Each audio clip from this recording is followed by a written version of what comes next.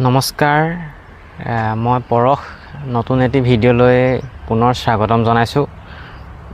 মই যেতিয়া পুলি ৰোপণ কৰিবলৈ আৰম্ভ কৰিছিলোঁ,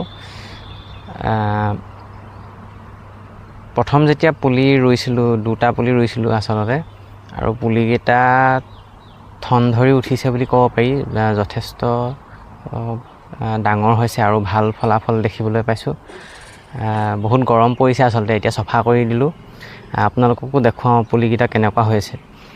এইটো হৈছে কৃষ্ণচূড়া, বস্তাটো উঠাই থৈছোঁ আপোনালোকক দেখাবৰ বাবে। প্ৰথমতে আনোতে ইয়াত প্ৰায় পাত দুখিলামানহে আছিলে, আৰু এতিয়া সদায় পানীও দিয়া হয় আৰু যতন লোৱাৰ বাবে যথেষ্ট বৃদ্ধি হ'বলৈ ধৰিছে আচলতে। আৰু ইফালে এটা ৰুইছোঁ, এইটো হ'ল শিলিখা পুলি ৰুইছিলোঁ। ইও ইমান ডাঙৰ হোৱা নাছিলে। এতিয়া আপোনাৰ পাতবিলাক সেউজীয়া হৈ উঠিছে।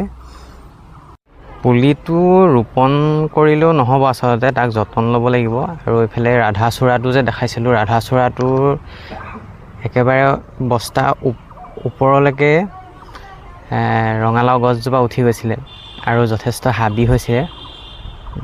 ইটো হাবি হৈ গৈছিলে আৰু কাষত গোটেই এৰা গছ গজিছিলে। সেইবাবে কৈছোঁ আচলতে, পুলিটো ৰোপণ কৰি পিনি তাক যদি গা এৰা দিয়া হয়,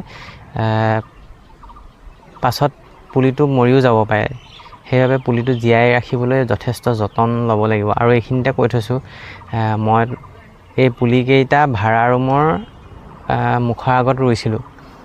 আৰু ভিডিঅ'টোৰ যোগেদিয়ে খুৰীকো ধন্যবাদ জনাব লাগিব। প্ৰত্যেক দিনাই আচলতে পানী মই দিবলৈ আচলতে সময় হয় যদিও মোতকৈ আগতেই আবেলি খুৰীয়ে আহি পানী দিয়ে। আৰু ডিউটিৰ পৰা মই যেতিয়াই আহি পাওঁ, খুৰীয়ে কয়, পৰশ আজি পানী দিলোঁ দেই।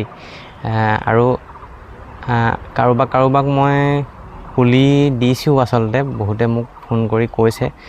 আৰু মই পুলিবিলাক নাৰ্চাৰীৰ পৰা যেতিয়া কিনি আনো, ধৰি লওক আজি মই 100 পুলি আনিলোঁ, আৰু পুলিখিনি বহুদিন থৈ দিলে মৰিও যায় আচলতে কিছুমান। কিন্তু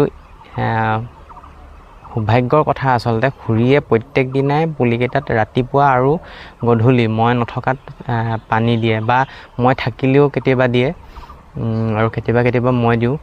সেইবাবে আচলতে যতন লোৱাটো যথেষ্ট প্ৰয়োজন। যেনেকৈ মানুহে বেমাৰ আজাৰ নহ'বৰ বাবে বিভিন্ন ধৰণৰ ব্যৱস্থা লয়, ঠিক তেনেদৰে পুলিটো বেমাৰ নধৰিবৰ বাবে আমি তাক যতন ল'লেহে সি সোনকালে বৃদ্ধি হ'ব। আৰু আশা কৰোঁ আপোনালোকেও নিজৰ পদূলিমুখত দুটাকৈ হ'লেও গছপুলি ৰোপণ কৰিব। মোৰ আগৰ ভিডিঅ'কেইটা প্ৰস্তুত কৰোঁতে দেখুওৱা নহ'ল।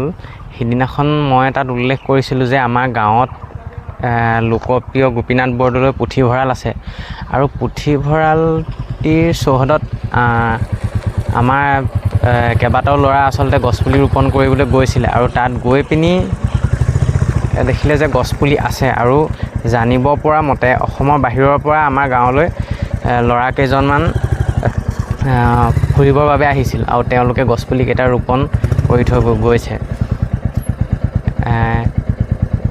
ইয়াৰ পৰা আচলতে এইটোকে বুজা যায় যে আমি অসমৰ বাহিৰতো এই গছপুলি যে ৰোপণ কৰিব লাগে, এই কথাটো সকলোৱে আচলতে বুজি উঠিছে গোটেই সমগ্ৰ ভাৰততে। আৰু পৃথিৱীৰ বিভিন্ন প্ৰান্ততো এনেকুৱাও জেগা আছে যে হেলিকপ্টাৰৰ পৰা গছৰ গুটি পেলাইছে।